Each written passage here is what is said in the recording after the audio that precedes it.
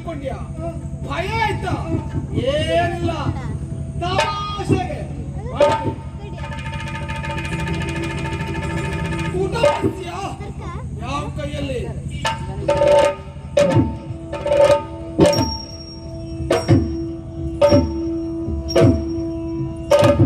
ಈ ಕೈ ಊಟ ಎಷ್ಟು ರುಚಿ ಗೊತ್ತಾ?